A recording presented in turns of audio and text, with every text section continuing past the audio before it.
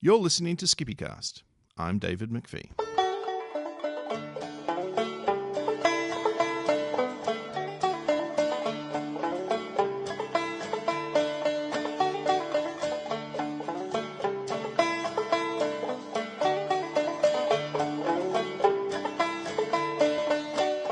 SkippyCast is a podcast about hobo-like travel. Those people whose wanderlust leads them to abandon all for parts unknown. At least that's the theory. In this program, I chat with Nan Mandes. Nan Mandes, or Nan Babiak as she was known back then, was the production manager for the PBS show Trailside. Now, what does Trailside have to do with wanderlust, you ask? Well, everything and nothing. I know it's only the second interview, so it's a little early to start off in new directions, but to quote Wikipedia, Trailside Make Your Own Adventure was a 6-time Emmy-nominated series that brought the outdoors to millions of viewers each week. The series premiered in 1993, and at its peak, it was available to over 80 million households via public television. Now, I can't attest to those figures, but I do know that it ran for 8 unique seasons and officially came to a close in 2003. I didn't see it for its first run, but instead I found it on VHS and I enjoyed it immensely. Its gentle format, its focus on teaching wilderness and outdoor activity skills, and above all, getting people off the couch. Nan Mandes was part of that for the first 3 seasons, arguably the most popular seasons of the show's run. Now, I met Nan way back in 2017 when I set up a Trailside Facebook page, and she reached out, and since I wanted to know more, and it's still somewhat related, I jumped at the chance to speak to her. So, now to my conversation with Nan Mandes. It must seem a little bit like the ghosts of time past, because you came to my Trailside page, probably about maybe a year ago, just to check in and see if there was anything out there about your old show, and you contacted me, and here we are, finally having a discussion about Trailside. And I know there's plenty of people out there that are interested to hear it. It was over a decade ago. I mean, it must feel like, those times of ghosts gone past. How does it feel to you now? Absolutely. I mean, like you said, I go online every once in a while and just sort of check in and Google Trailside to see because just to see what's out there. And it was really cool to run into your page and see that people all of these years were still talking about that show. It's funny though, I started that back, full disclosure, I actually came to Trailside, I went to West Palm Beach and I was looking for trail videos on eBay, and I got a big box of Trailside videos because I'm big interested into the PCT, big interest in the Appalachian Trail. Sure. And I slowly started to collect and watch more and more of them. And funnily enough, I was in West Palm Beach, is where the production of the second, from season 3 on began. Correct. So I started a Facebook group, and there were similar interested people, but they were all wanting DVDs.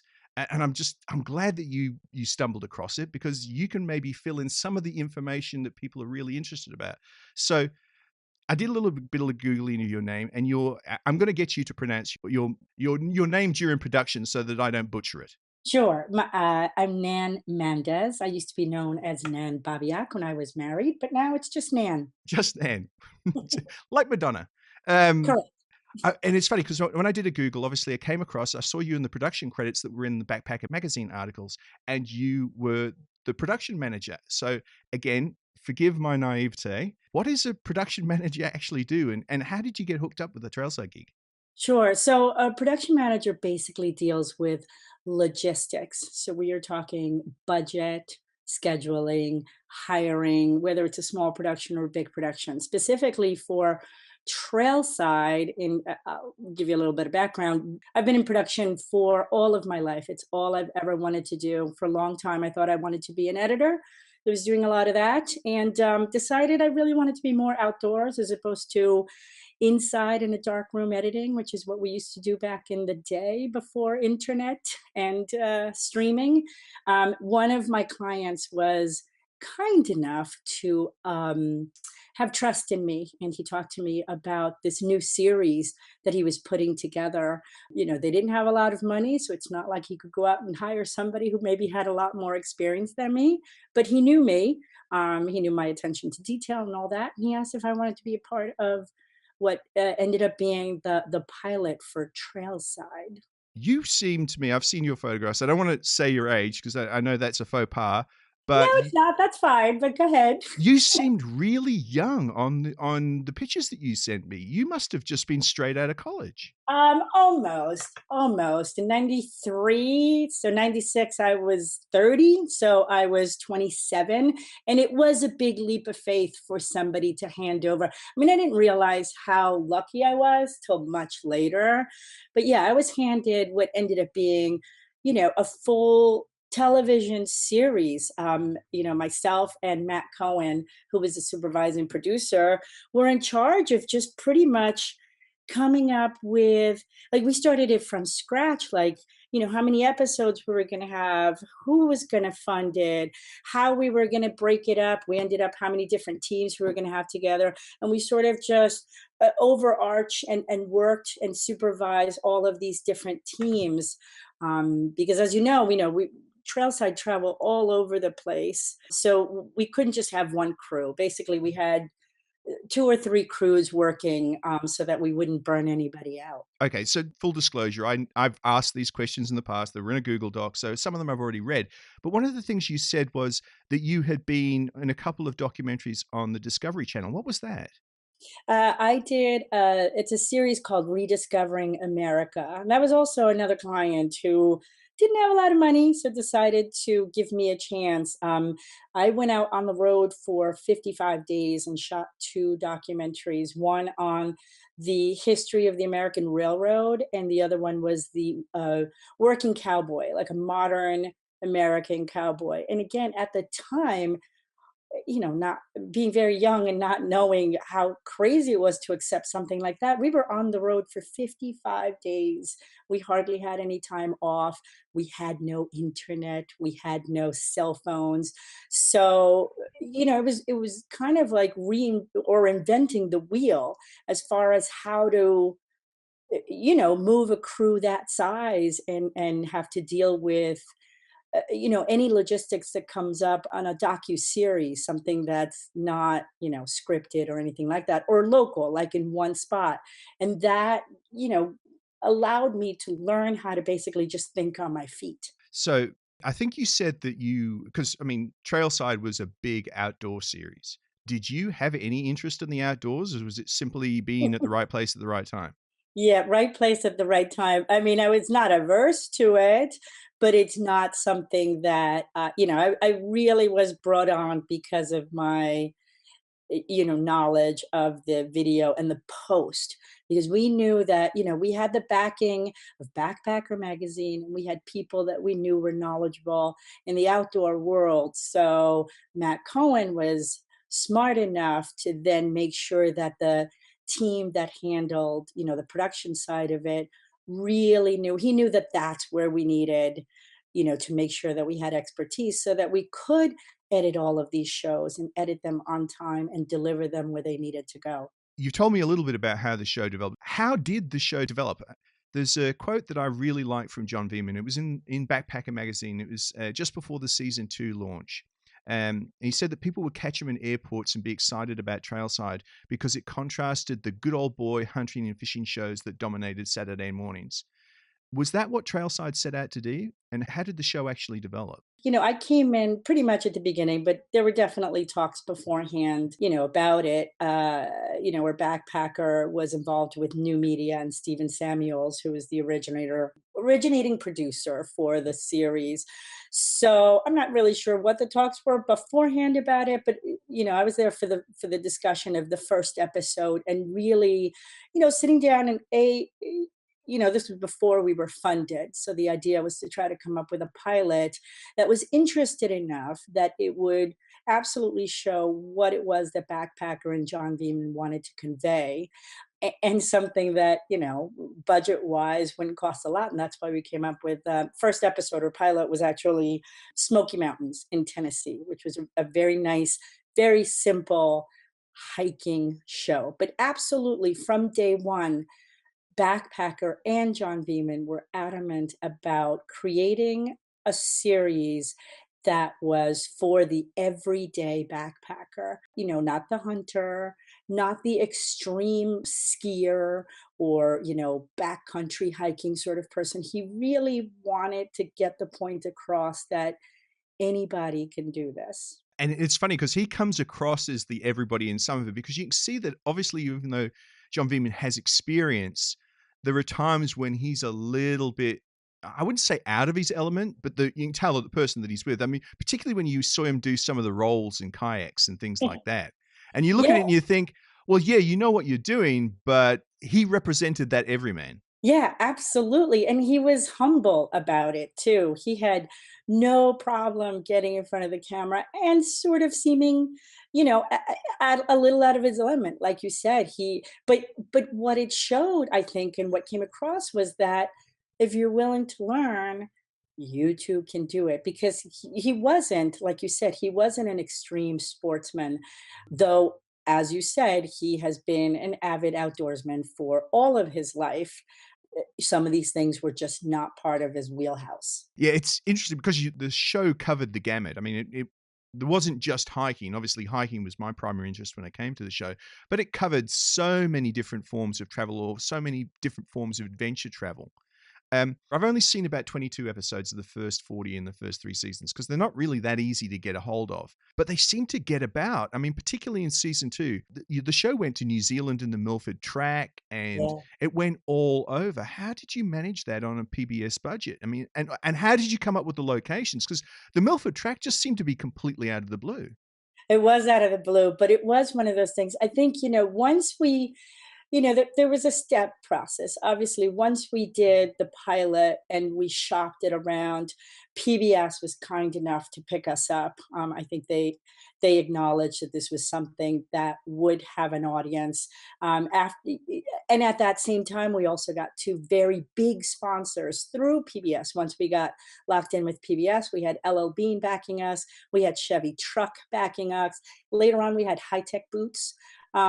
So I think once season one was so successful, we decided, and the idea, we literally would sit locked in a room with a large board and put out everything that we wanted to do. We were like kids in a candy store. And Milford Track came up, but we definitely decided we wanted to do 1 to 2 international episodes.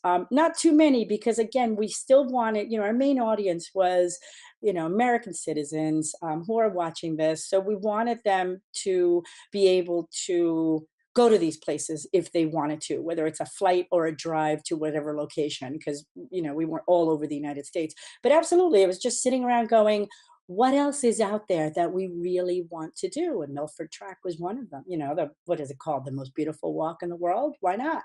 Can you remember how that came about? I mean, the Milford Track, I didn't even know. I mean, even though I grew up in Australia, I'd never heard of the Milford Track before then. So, if I had to guess, it was probably an article that was done within Backpacker magazine. I'm just gonna say, Backpacker would have driven, I would assume, in some of the direction of the content, right? Absolutely, absolutely. I mean, John Beaman was absolutely part of all of these discussions. And then we had their writers come in also and sit with us for a few days so that we could throw out as many possible ideas and then just try to narrow it down. And we would table some, like, okay, this, we'll do season 3 if we still have a season 3. The Milford Track was one of those episodes that I watched, and I mean, it's not a short track, and No, it it did leave you wanting more. good. It was one of the big criticisms that I have heard from people is when they watch Trailside is they're watching Trailside to live vicariously, but instead of living vicariously, they just feel that they've watched a promotion for somewhere that they need to go to fill in the gaps. And Milford Track was definitely like that for me. How did it feel when you're on location? How long did it actually take to film something like that? So most episodes in general took 7 days. So we traveled for 1 to 2 days, and then we had the budget only for 5 days of shooting and having a crew. So once we went international, obviously those travel days became 2 or sometimes 3 on each end, and we did bring our crew from the US. Sometimes we hired local PAs and sort of thing. So, it was a budgetary thing. But I think content wise, we wanted to be, and this was a conscious decision, that we wanted to not be a travelogue. We wanted to be a show that showed its audience all of these different places that you can go to hike. And Milford Track is interesting because it's not necessarily a difficult or technically difficult track to do. I mean, if you follow it, pretty much everything you saw in in the show, you didn't miss anything, in other Sure. words. But we really were very careful to stick to it is ultimately a how-to show, not a travelogue. And we wrestled with that for every single time we try to get a story in, because there are so many angles. I mean, I think the closest we got to sort of stepping away from it, if you'll notice, was that within every episode, after a certain point, we would sort of have like a little aside where we would interview a local person, or we go more specifically into, let's say, like how a kayak is made or that sort of stuff. But really, we were always being ourselves, like we reined ourselves in to keep it as a outdoor how to show. We want to show you how to do this. The aside, so to speak, for the Milford Track was he hopped in a helicopter and went Yeah, through, which was amazing. Because yeah. at that time I was working in the Everglades and I was actually doing a lot of helicopter flights myself. So I remember seeing that and thinking, just the perspective, in the mountains, places that you couldn't see or get to, and it took you away from the track, but it explained some of the scenery and some of the the greater area that was around you. But Right, that was our compromise, and again, it was more like, "Here's a little taste, now go out and do it."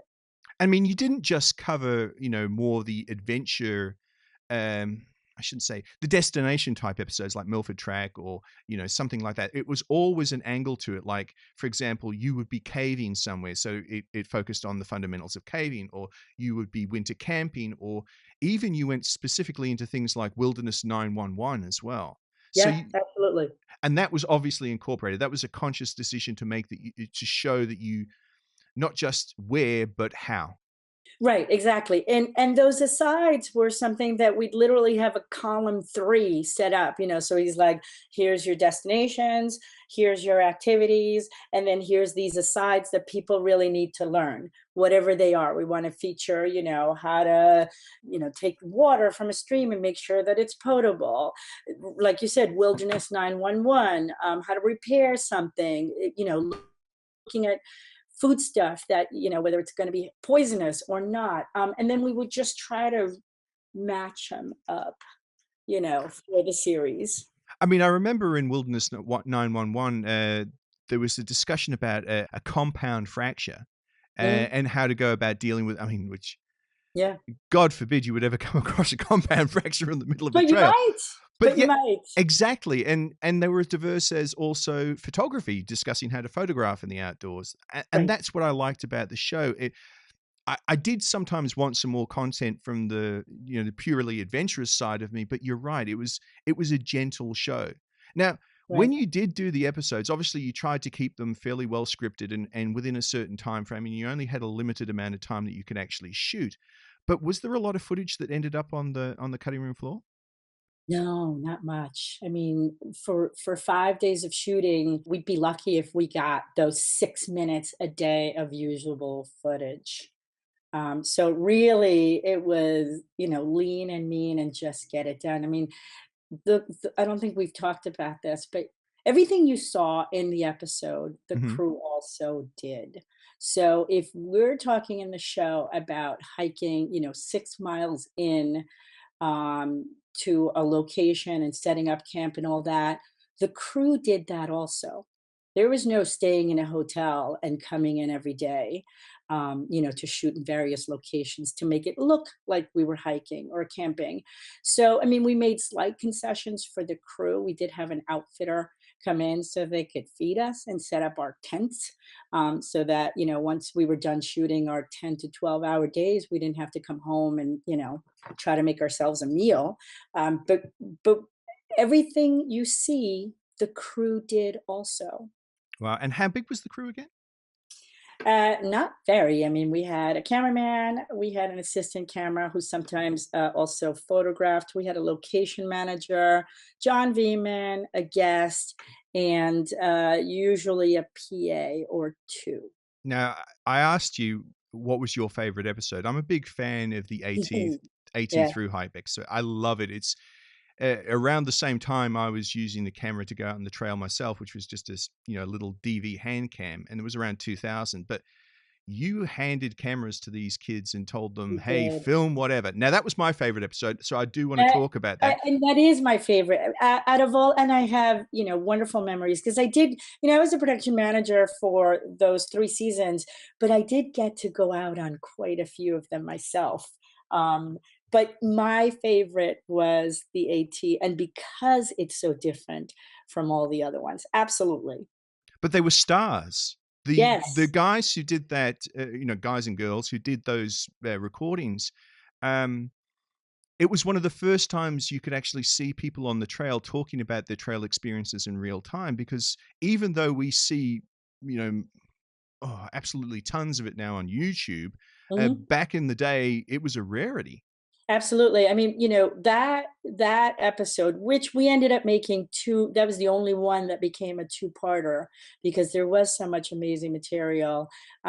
We it took all season to shoot that, obviously, because the through hikers, take about 6 months to hike.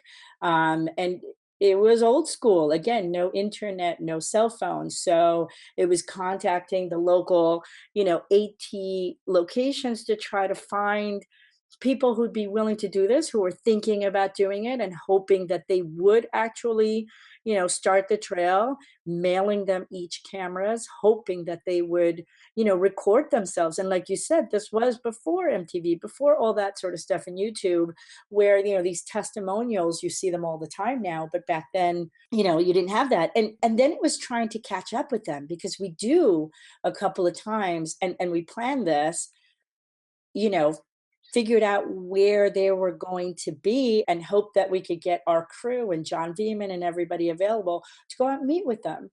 Yeah, and I thought it turned out to be it's such a good episode, and I think it tells you so much about it. The AT, which is outdoors and it's all that, but it is kind of extreme. I mean, you are, leaving civilization for anywhere from 6 to 8 months, and now you do it and you go out with a cell phone and, you can certainly record and talk to people. But back then you kind of just, went and hoped that, your buddy that stayed back home actually shipped you things to every single location that you needed to and relied on your AT buddies, if anything went wrong or you needed any kind of assistance. Now, when I did my little hike it was on the Biberman track actually in Western Australia. I took a Sony TVR6, which was a DV camera. I mean, it was a nightmare in itself because of all the batteries and everything else. What did you If I ship these remember kids out with? correctly, yeah, if I remember correctly, they were, high 8 cameras, if you remember those tiny little cassettes. We just sent the cameras, we sent extra batteries, and we sent pre-addressed, stamped envelopes with our return address on it. Now, did you use everybody that you sent a camera to? We used everybody, correct. Because there was one, I think the fellow actually had um,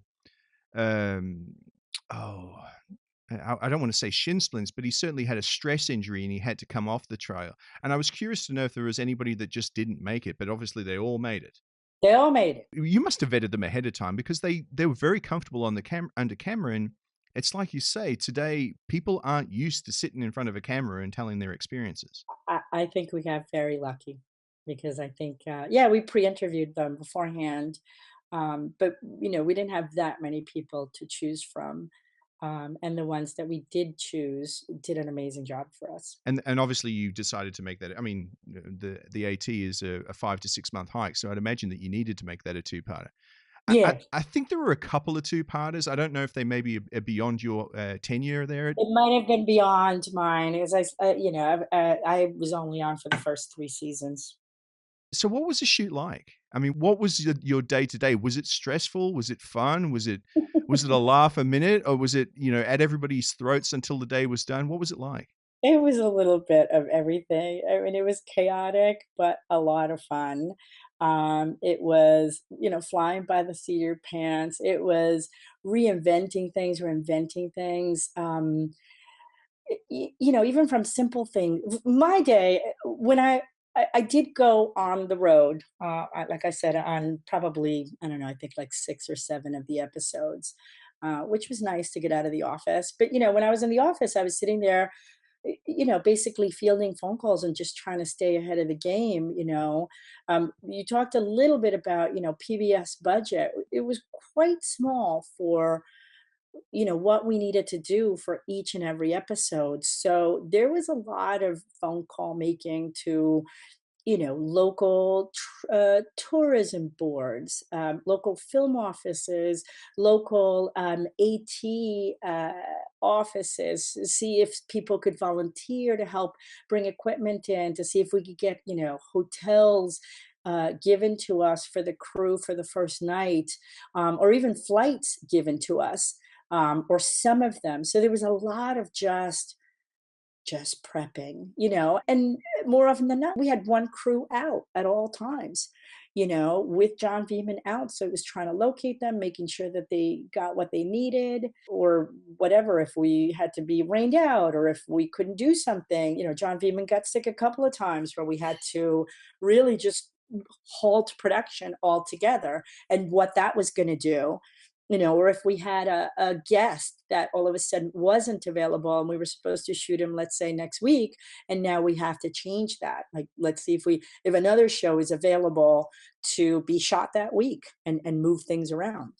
Because a lot of those people that you had, there's the as the sidekick of the episode to John Veman, they're not natural actors. A lot of them would have been just on location that were familiar with the area or had some form of expertise. But you would have had to, they would have had to learn a script, and they would have had to run through the script. And So John Beeman's intros and outros were absolutely scripted, because sure, he did like to sit there and just, write something concise to make sure he got everything out. There were no cue cards or anything. He just would write stuff down and sort of memorize it the way he wanted it to do. As far as the guests were concerned, that portion was not scripted. When we had a script per se, it would be questions, and then they would sort of rehearse. They'd be like, okay, we want to do a 5-minute segment on, I don't know, changing a tire, or whatever it is that we wanted to do, and it was rehearsed. So the script itself was more bullet points with information that we wanted to get across so that people wouldn't forget. But it wasn't like, here, read this cue card and memorize this because this is what we want to get across. so not dissimilar to my podcast, really. Correct. So you said you were only on six shoots away. Is that what you? About, yeah. Okay, and what were they? Just for kicks and giggles. Let's see. I did rainforest hiking in Puerto Rico, which was amazing. Though it was funny because it was like, oh yeah, right. Rainforest hiking means it's gonna rain every single day. I did sea kayaking in Baja. Uh-huh. I did fly fishing in Wyoming. I did the Tennessee episode, our pilot episode. Trying to remember, it was a while ago. Some of them were great. I mean, I just started working in the Everglades when I actually saw the solo canoeing in the Everglades, and that was the first time I'd ever heard of a chickie and things like that. Mhm. And obviously, by the time I'm watching them in 2008. So Right. by that stage, and they were, uh, I, they're quaint. I mean, Mhm. I don't mean that in a derisive way, Mhm. because they're not flash bang like things are today. Everything has to be fast editing and quick and snappy, and that's not what the purpose of the show was, and that's not what they were like. And I think that's why the people that are interested in the show still have that interest. That Right. they Because we don't see that on TV anymore. I agree. I So agree. what was it like working with John Veerman? Because I mean, he was the star and he was the everyman, and I don't know if it's uncle or father figure or best friend down the pub, but everybody, I think, wants to have a drink with John Veerman because he came across as such an amiable man. Was he? With John Beeman, I'll cut it later if it's bad. what you see is what you get. John Beeman is not, but he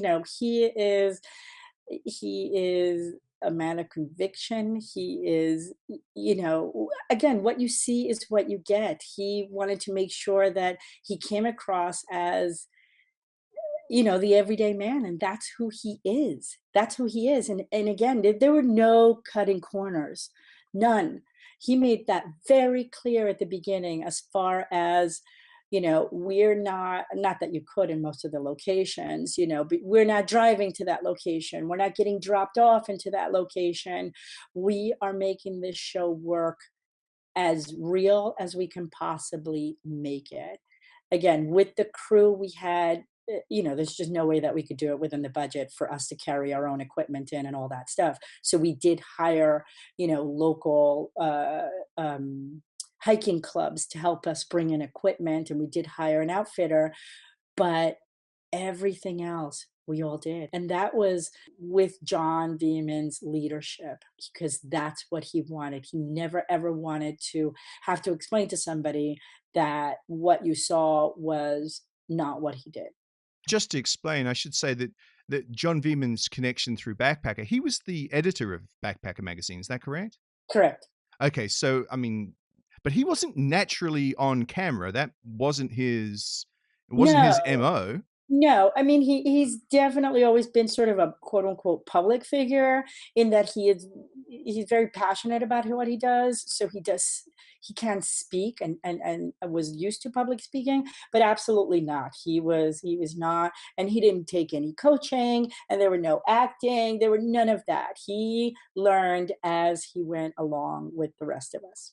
I mean, I'm not surprised he got sick, though. When you look at the production schedule, I mean, when you look at how far in a field you went and the Yeah. things that he had to do, it's like you're saying, if he has to actually do the things to make up a show, Yeah, just, and he still had his regular job. He was still the editor of Backpacker magazine, so he had to, but when he wasn't on the road, and that's what he was doing every other week, going back home and putting together a magazine. I don't know how he managed it, to be honest. I Yeah, mean, I was lucky through you to be able to contact him on. good. He joined the Trailside group that's on Facebook, how we actually met, a little bit before you. Oh, And I he must have been having the same pangs of mhm. the nostalgia that you were having. We're looking at things about Trailside, and he came across it, and I messaged him, and through the magic of Facebook, he eventually got back to me. So I am looking forward to speaking to him because, Oh, great. He's agreed to also speak with you? well, yes, he has. I just have to reach out Wonderful. by email, and obviously, I think I'll get more into the bones of, Yes. well, what was it like on location? Because he went to so many locations. But before I do that show, I'm going to have to go back and watch all the episodes that I have. Right? I have some on VHS. If, I'll send you a picture of what I have, see if you're missing something you really want to see. That would be great. I mean, I again, don't have all of them. I only kept the ones that I really, really loved. and that's the thing. I think there are a lot of people out there who keep contacting me and saying, "Where is it on DVD? Where is it on DVD?" And I try to be respectful of copyright, of course, because I don't want to just be sharing things willy nilly. But it is Sure. very sad that they can't get access to them. Okay, Yeah. now one of the last questions I was asking you is funny anecdotes. Funny Hmm. ha ha, or funny as in it was miserable right up until the point of 3 years later when I could laugh about it. Well, we could laugh about it. Well, I mean, we certainly had, speaking of John getting sick, we did have a show in Baja. We were shooting in the Sea of Cortez. We were going, it was right after the holidays. It was I think it was in January sometime. Anyway, we got down to Mexico, which is no easy task. We're again leaving the United States. It's much easier to do that now. I remember that we had, I remember going on this trip and literally having cash strapped to my body because I wasn't sure whether I was able to going to be able to access, checking or my credit cards or any of that. Anyway, so we went down to Baja, and the way we got to the island that we were shooting in, we took a panga or a skiff. It was like a 25-footer across the Sea of Cortez into this little island. We get there, we're starting to shoot. It's like day 1 or 2, and it's beautiful, sea lions and whales and all of that. Anyway, so John gets violently ill probably the second day that we were there. He had to be, you know, rescued by panga or skiff. We were sitting there just waiting for word to see whether he'd get better. We really didn't know because we couldn't reach him. So there was not a lot of news. Anyway, he ended up going back to the United States in order to get better. So cut to, or fast forward to a month later, we decided to reshoot this. And it was, the exact same people, same outfitter, same everybody. So it was literally just making phone calls and being like, yep, confirmed, yep, confirmed. These are the new dates.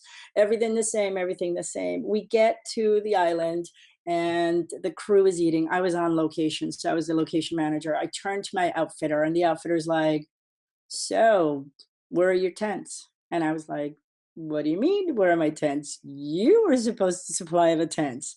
No tents available whatsoever.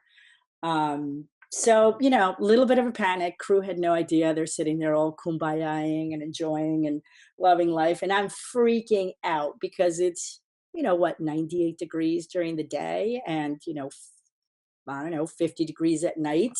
Not a good thing, not a good thing. And we had to get in a panga, me and the outfitter, pretty much, in the dark, go out to the middle of the Sea of Cortez so that our giant, 2-foot cell phone could get some sort of reception to finally reach somebody at their offices. I think it was through like an operator, like Verizon or AT&T operator, who then connected us to somebody that the outfitter knew in Mexico, who then, somehow got all these sleeping bags and tents all together and met us in the middle of the Sea of Cortez, handed us all the stuff, and then we brought it back. And I don't think anybody ever knew that that happened. You could certainly ask John if he remembers any of it, but I think nobody knew. I was ready to pass out. And today you would just get on Amazon and Yeah, it would be there prime before it, you know it. right, exactly, They right, drop, or send a text, right, or a Marco Polo or a FaceTime or whatever. Yeah, none of that. yeah, your greatest stress would be, have I got enough phone battery? Exactly. Did I bring enough backup so I could charge my battery over and over? You did say that another thing was one of your favorite interview question. Yeah, yes. So, we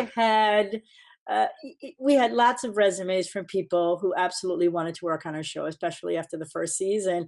And my favorite question, great, you have all this experience shooting and, doing all that stuff. But my favorite question was always, can you carry half your body weight for a mile or two? And if you couldn't, then you couldn't be part of our crew. And don't forget the tents. Exactly. And don't forget your tent. Now, at the end of season 3, because I know there was a split, different production companies took it over, and Trailside continued for several more years. I think it continued Yes. for almost 7 years. I think it got up to Yes. 9 seasons, and Mhm. the format didn't change substantially. It just the host changed. I mean, he became less of an everyman like John Yeah. Beeman. I think it was John Whitaker who took over, who actually was on one episode with John. He Do you, was. It was. I think he was in the Rainier episode. that's So, right, yeah, and they were doing the self-arresting and so yep. forth. So, so there was a little bit of a change, and I know John went off to do Any Place Wild, and Mhm. you left the show as well. I did. I did. After 3 seasons, I was just burnt out. I mean, I had no social life. It literally was, 9 months, 10 months of production that were just grueling. And then the other 2 to 3 months was, getting ready for the next season. And it was all of it. It was dealing with, making sure everybody was safe. Here's what I want to say, and I'm really proud of this. We did all of these things, and again, no cell phones, none of that. It was pretty primitive. Nobody ever got hurt. We got everything that we wanted to get, but it took a lot to get to be that safe, to be, that such a well-oiled machine. And after a while, it was just like, oh my God, I need a break. These days, my camping is literally car camping, or what I like to call glamping. I mean, even if somebody did get hurt, you had all that 911 experience. We did, but we didn't want to do that. We wanted to make sure that everybody had a good time, Yeah, but it would have made a hell of an episode. I I mean, know. you would have had to change your production schedule to cope for Yeah. it, but I Yes, mean, but thank God, no. I mean, literally, they were, we had to research, and again, by phone, we had to research this, like the nearest 3 hospitals, and that was on the contact sheet with phone numbers. We had to research an exit strategy for one individual who to go out if, God forbid, something happened where we needed to send somebody down to contact, the local either park ranger or office or whatever, and have them on standby knowing that if we got hurt somebody needed to be rescued pretty quickly. And again, thank God we never had to enact that, but that was part of the research too, on top of everything else that you see on camera. we take everything for granted nowadays. I mean, I'm a bit younger than you. I'm 48, but I think about, I think about how things were and how spoiled we are now. For example, if you'd send a bunch of kids on the track today, you would be getting, 4K video and, in real time, and you could edit it as you go. Sure. But then again, it takes away some of the magic. And I think it takes away some of what Trailside was set out to do anyway, about the experience. We're no longer about, the experience is secondary to the production, Yeah. and which seems to be completely against what Trailside was about. Exactly, and I'm glad for that at the time. I mean, also for me, and I have, I've retired from outdoor video production, but I'm still in video production, and I have to say that since that, like, I can do anything. Like, anybody asks me to do anything, I'm like, "Pff, what? Easy." Like, there's nothing that compares to the difficulty of what we set out to do with Trailside, and we successfully did with Trailside, but it prepared me for, nowadays. I mean, it's so easy now for me to do anything because I have all of these, wonderful technological advances. There's nothing I can't do. I think about when my dad used to talk about, he'd walk uphill both ways just to get home. And I feel that I say the same thing nowadays. No one ever really appreciates how difficult things could be, certainly pre-internet. Right, right. Yeah. I totally agree. And they can't I mean, I have kids. I have a 19-year-old and a 16-year-old, and they just can't even fathom it. They can't, they just have no idea. None. So what do you think the legacy of the show is? Because I mean, there is a little bit of interest, but there's not a lot. I mean, do you think it was successful in its purpose? Did it really have the connection, and what's its legacy?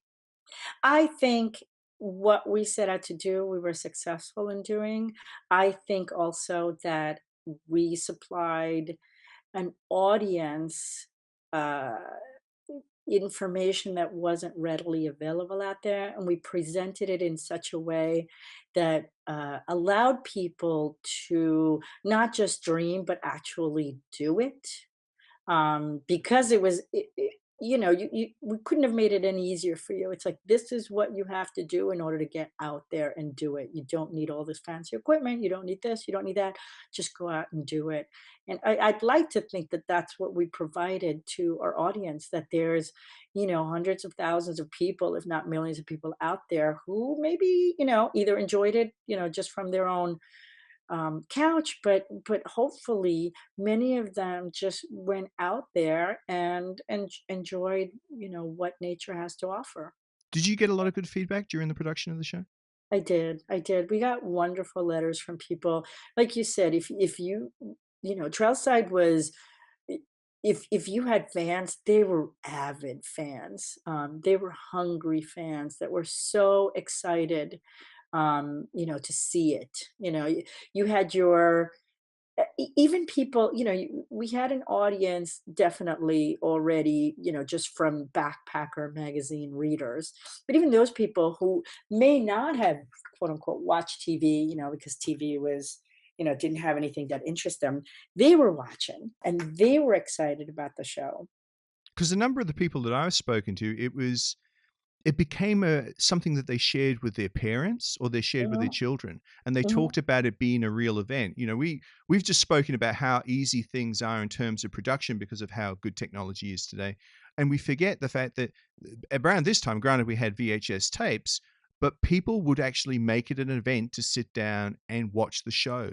And there Yeah. was one guy who contacted me and said, "I really want the Milford track," and I did share it with him. Don't tell anybody. Um, But it was because he said that he had shared that episode and enjoyed that episode so much with his father. Nice. Yeah. Really nice. How do you think the show would be produced today? Oh, Could it be produced today and certainly keep the same brief? I mean, I'd like to think so. I mean, I think, well, so if you don't want to make money, you stay in PBS. You can certainly keep that legacy. Um, I think you'd have to find a certain group of people again. I think the audience is there. I think if you take it outside of a PBS situation, um, I think people want that crazy excitement, and you might want a younger host. You might want more extreme things. I'd like to think that we could go back out there and produce, another gentler show, but I don't know. I don't know if the audience. I don't know if the audience would be there for it. Sadly, I don't know if sometimes we give audiences what we think they want rather than true. I think the audience is there, and it shows that people are still interested. And the VHS tapes, particularly the ones from the later seasons, are quite expensive. Well, listen, if you've got some listeners out there with some extra funding and they'd like to sponsor, a re-envisioning of Trailside, have them call us. I've just settled for the DVDs. I actually contacted Steve. I want to say, I'm going to butcher his name, Vicinio, who had the show afterwards. Yep. And I've lined him up for an interview as well. Oh, good. Does he have the masters? That's what I was going to ask. That's the question that everybody wants to know. Have you gotten in touch with Matt Cohen? No, I haven't. But that's something that we probably need to talk about when we finish the show. Yeah, yeah, because he was the supervisor and producer alongside myself. So he may know. And I haven't heard from Steven Samuels in a while, so I'm not really sure what he's up to. But one of those two may know where the first three seasons, and again, I don't know what the contractuals were once it was moved over from New Media into the new company and all that. I don't know what happened to the first three seasons as far as rights are concerned and all that. But they might know. Well, we're lucky because the first 3 seasons were sold extensively. Yes. You can find pretty much everything from the first 3 seasons. It's the later ones you can't. And I would, obviously, I would like to see them on something like Vimeo or something. Even if you had to pay to watch them, it would be worth it just to be able to time travel back. And I think it would also be interesting for people who want to see what production was like, because we have got a little bit too fast paced now. I mean, I'm not sure we can completely go back, but there has to be a balance. Yeah, I agree. Now, do you wish you had access to what they have today back then for production, like a drone or anything? I mean, how easy would it have been? Well, I don't think even having access to drones, especially within the United States, I don't know if the rules, I don't remember if the rules changed for international, but you weren't allowed any motorized anything within United States uh, park, federal park or conservancy area, any of that. So even if there were drones, we just couldn't use them. If we needed to bring something in, you had to hike it in. You had to put it on horseback. That was the closest we've got to not bringing it up ourselves. As far as the other stuff, I think having that technology would have made the show a different pace. I like the fact that we just pretty much disappeared and hoped for the best, on Monday once we started hiking up and, resurfaced on Friday or Saturday, with our material. Because you probably would have ended up shooting it 5 different ways till Sunday, because you could collect, Exactly. 10 terabytes worth of Mhm. video and so on. Yeah, no, this was very specific. We had, a certain number of tapes because that's all we could carry up there, a certain number of batteries, a certain number of power. We can certainly watch a little bit of dailies at night sometimes, but only if we hadn't used up all of our batteries during the day. Everything was accounted for. You would have had to permit the hell out of everything, everywhere you filmed, right? Yeah, we did. Even internationally, or just in the US, or? Some internationally, I mean, we certainly needed carnets. Again, we were self-sustained, so we didn't hire local crews. We brought our own We were a tight little group. We knew how to get ourselves in and out of situations and not get hurt, safely and get what we needed. So we kept our crew pretty tightly. But yeah, we had to get, permission to film wherever we went. Do you still have good friends from your time at Trailside? I do. I do. I have quite a number of friends. Jeff Wayman was one of our main cameramen. If you wanted to talk to him, he's around. He lives in Hawaii now. Daryl Zukra was also a crew member. He's up in Maine. And we talk regularly and hang out. And Cressida Bainton was one of our location managers, and I'm in touch with her. So quite a number of Heidi Untner and Daryl, by the way, Zukra were, I love the story because basically they were fans and they wrote in about what a wonderful show it was and would we give them a chance to, they were like, we'll do anything to work on Trailside. And I brought them in as interns way back in the day. We call them my babies. And they are, they went on to become full-fledged producers from our series, because we were small enough that, yeah, they had to do the intern grunt work, but we also utilized their brains and they went on to help associate produce and go on location. This was literally just from fan letters, 2 fan letters that came in. Lucky them. Yeah. Yeah. And they're still friends. Excellent. And just so you know, I mean, I didn't want to give like a big numbers and stuff like that, but our budgets were about 90,000 per episode, which is nothing. And that meant we had to move the whole crew. Because again, that was one thing we decided at the beginning, that in order to be able to do this safely, we had to have a cohesive crew that traveled together. None of us were comfortable doing this sort of stuff with picking up locals that we didn't know. People who might not know how to hike or might freak out in the middle of the woods or all this sort of stuff. So, but that came at a high price. You're talking about flights for, 8 different crew members, plus hotels at the beginning and at the end. That alone eats up so much of your money. So much of your money. And that included everything, by the way. That included post. Wow. Who did the post? We did it internally. We set up, we had basically an office in Connecticut, in Westport, Connecticut. We had a building. So production was up, it was like, Downton Abbey. We had upstairs, we had our 3 teams of, associate producer and researcher, for all of the episodes. And then downstairs we had a couple of edit suites. Who did the intro music? Because it's iconic. You can't hear that music without knowing exactly what you're listening to. I know. We hired, I know Matt, basically, I think it was somebody that Matt knew, that he just asked him to write. It's the same thing with the opening, graphic credits. We hired somebody that Matt knew.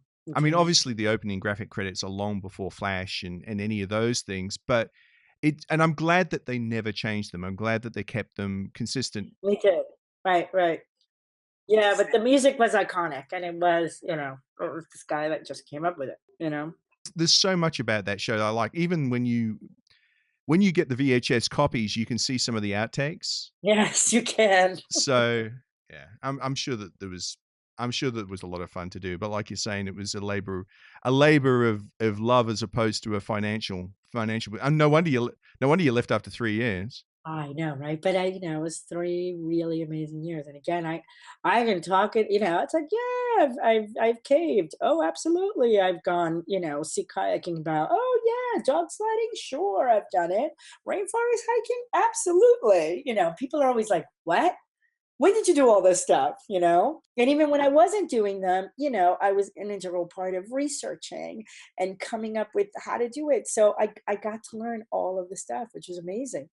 Because there's a lot to it. I mean, when I was first years ago, this was while when I hiked the Bibman track or part of the Bibman track back in 2000, and I took my camera. The idea was that I would, because I hadn't seen any trail videos. This is before the big boom and certainly before YouTube. And I took about 3 hours of film to see if what I could put together of the story of that section hike. It was only, I think, 4 days. Right. And I thought to myself, this is something that I think people would be really interested in. And then years later, I started to see people produce them, and now they're a bit passé because people can go out with a cell phone and do almost anything. I Um, know. but I always thought at the time that sort of travel log was something that I really wanted to do. So I started to get interested in obviously the copyright side of things. What could you use? How could you get music? What angles did you use? What did you need to use to get audio? And there's a lot to it. Yeah. There is a lot to it. There's Mhm. far more than somebody like me. But then again, I've also seen people go out with there was a group called Cirque Productions that did a through Mhm. hike of the AT, and all they took was they took a DV8 camera, one of the the same ones that they did the Blair Witch Project on, which would have Sure. been Yep. it would have been a 3CCD camera back then, Mhm. and they filmed it, and it was amazing. It was amazing what they could come up with because it was real. And Right. nowadays, unfortunately, I don't think things are real because people just they act for the camera. They want to do Exactly. silly things. It's the Right, they wanna be memorable, right, they wanna get that sound bite done, that sort of stuff. I agree. well. Look, Yeah. I don't want to keep you too much longer, so I'm going to close it out. But what are you up to now? So I own my own video production company. I mostly do corporate videos, travel all over the place, take summers off, and I live in a beautiful lake community where I get to look at the mountains and kayak and bike and hike, but for fun. And are there any shows that you recommend? Is there anything out there that you're watching particularly that Nowadays, well, even from the outdoor perspective, do you ever do you keep in touch with such things, or is it just that time in your life that's gone? yeah, it was that time in my life.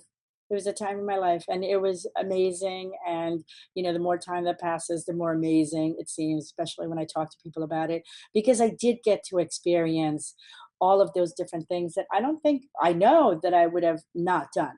I just wouldn't have done it. Did you know that it was as special at the time? Yeah, we did. We did. I mean, maybe not as a television series, but as a lifestyle, as a place where we got to do these amazing things with such a tight group of people. We knew it was special from that end. Excellent. Excellent. Well, look, I can't thank you enough for reaching out. You're And welcome. I know that I have one guy in particular on that Facebook group who keeps on saying, "When are you going to do those interviews? When are you going to do those interviews?" And I eventually got round to finishing it. So I am very grateful for you joining me today, Nan. You're welcome. You're welcome. I hope you get to reach all the other people, and if you need help, I'll help you connect with some of the people we've talked about.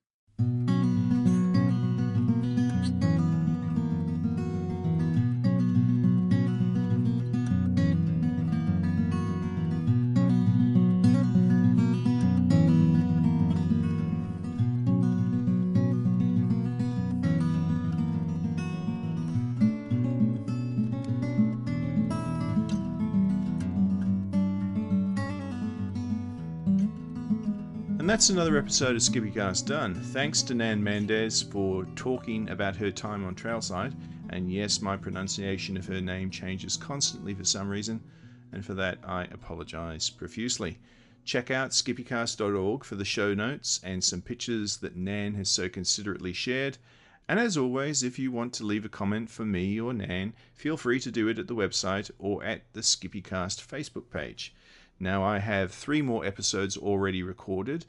The other interview that I did in 2018 with my van travel mate John Claggett, a recently recorded interview with John Veman, the host of the first 3 seasons of Trailside, and Bob Butler, the ex-host of Trailcast. After that, we're back on topic as I plan to speak with Bobby Abrahamson, who produced the wonderful pictorial book One Summer Across America, about his 2001 road trip across the US by Greyhound bus. I'm going to follow that up with an interview of the original digital nomad Stephen K. Roberts and his incline bicycling adventures back in the 1980s and 1990s. And of course, if you feel that there's someone out there that I really need to talk to, message me and I'll see about setting it up. And special thanks to the bands Tom Jode and Kelly Weiss for providing music for the show, and of course, thank you to you all for listening to SkippyCast.